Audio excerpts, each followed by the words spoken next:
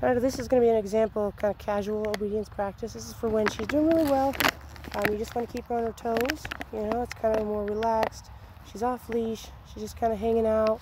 We're more or less playing together than we are doing serious obedience, and that's because she's doing really well. Ready to start? Let's go.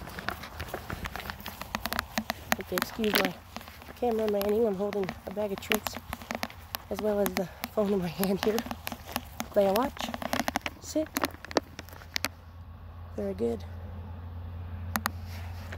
Good job. I alternate between using treats and not using treats depending on how well she's doing and how much of her attention I have.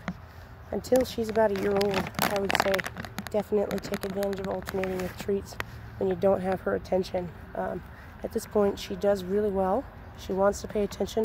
But occasionally she'll get tired, she'll get kind of sick of it, and she needs just a little bit of extra motivation, you know, and a treat works really well for that. I try not to use anything that makes her too super excited. We kind of use a bland treat just so that if you ever need to kind of up your game with treats to get her attention a little better, you have something to move up towards instead of, you know, starting out with the more savory treats and her getting bored of that.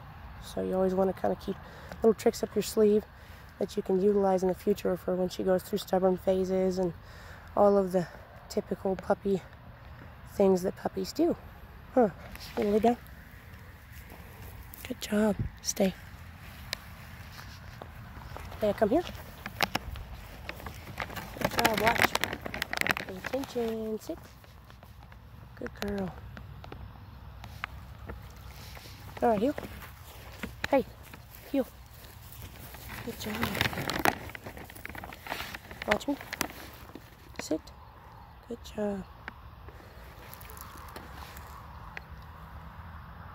I noticed all of my corrections, anything I would use to try to get her attention a little better, is just going to be my voice, you know, and I like that because I don't have to have a leash on her to get her to respond to me. And if you keep that going and build that kind of relationship with her, it makes her do it because you're asking her to, and not because she's being forced to do so.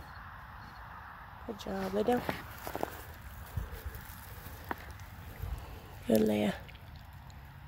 Stay. Good, Leia, come here. Sit. And I've said before, I try to keep her at a really close stay just because of what her job is going to be with you guys. I'd rather her do a place or a stay right next to you every time than have to get used to staying far away from you, because that's not part of her job requirement. So most of her stays are going to be 3 or 4 steps away, and then at that point in time I do expect her to go ahead and walk over to me, just for the fact that if you're standing there and you're doing something, she's supposed to be doing her job. She should be paying attention and doing her job even if you're not paying attention. So we'll kind of just demonstrate that here. I didn't tell her to do anything, she just follows. And again, she'll sit. Now I'm going to tell her to stay, but I'm going to show you what I mean by if I get a couple feet further away than she's comfortable with, she'll move towards me. Stay. Good. Sit, stay.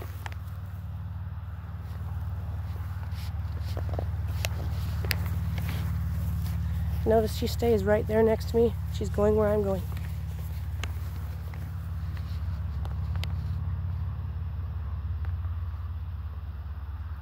Good job, Leia. And these are things that you want to practice with her so she just does it naturally. You want to get her to the point where you don't have to tell her, you don't have to remind her. Now, she's still a dog. She'll have to be reminded occasionally. But for the most part, you want her to kind of know it like the back of your hand, in the sense that she just does it on cue. She's following your body, not necessarily your voice. And that way, if you have a day, if you're frazzled, she still knows how to do her job. It keeps her solid and secure in what she's supposed to be doing. Again, no command. She just goes.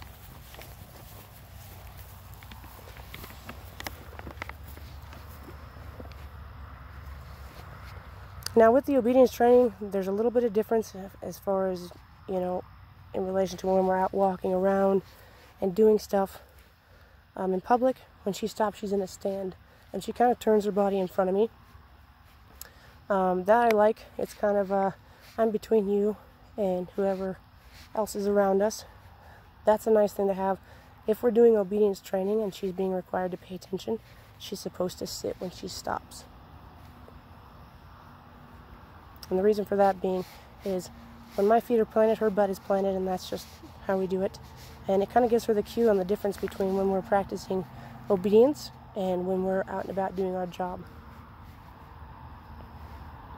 Not to say that she can't sit in front of you when you're out and about, but more, she'll stand in front of you and should stand in front of you more than if we're just at home doing obedience practice saying, yes, Dad, I still know my stuff. Down. Good job. Now this is something that I want you guys to do with her after the first, week of her settling in and getting to know you guys. This is something I want you guys to do with her once daily at least. And everybody that can be involved in the family is going to be her primary handlers. So Mom, Dad, for the most part, you guys need to practice this in particular with her on a daily basis. And when you start teaching her obedience yourselves, this is kind of the way that I want you to do it. You can put her on a leash if you need to, but it needs to be more lax, more laid back, not too high pressure until she really gets to know you and bonds to whoever in the home that she needs to bond to. Right? You ready? Let's go. Come on, lazy, let's go.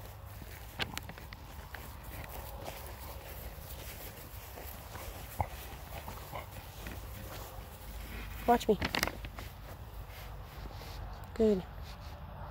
Stay. Good job. Good girl.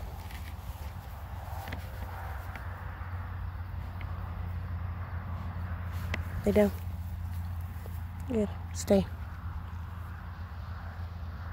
Her place is kind of unsaid. It's an unspoken command. Basically, if you're standing here and you put her in a sit or a lay down, she stays here until you release her. Occasionally, she wants to get up and bounce around. Sometimes she has more energy more mornings. Some mornings where she's not really into staying put.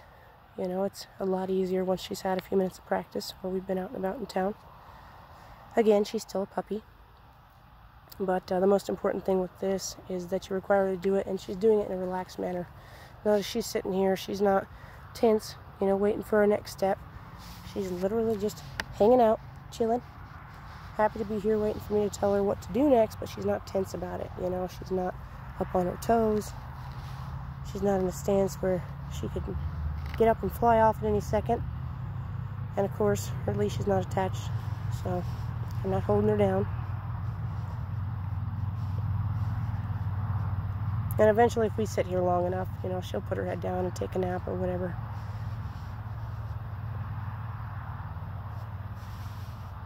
This would be good to practice. If you're standing around having a conversation with a friend, if you're at home and you have company over, this is good stuff to practice at that point in time. You want to practice this with distractions, with stuff going on with her, as soon as she's comfortable enough with you to do so.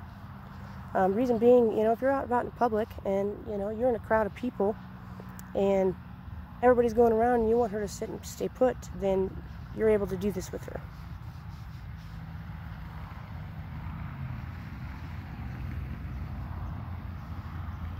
Good job.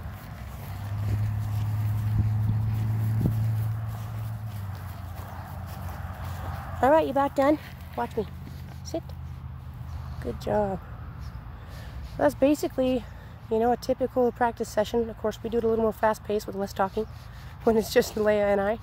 But that's kind of what I want to see you guys work on, what I want to see you do, So you'll do the watch me command. Watch.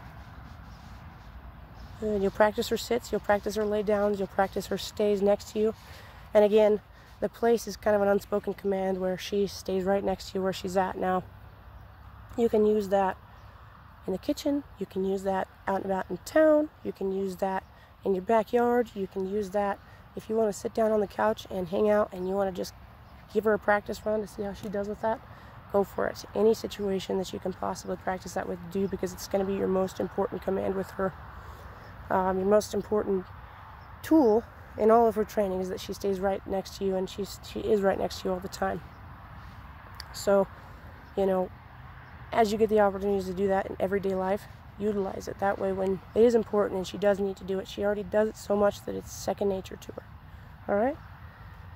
I'm going to go ahead and end this video, and we will work on getting a video showing you all of her hand signals for her commands really quick.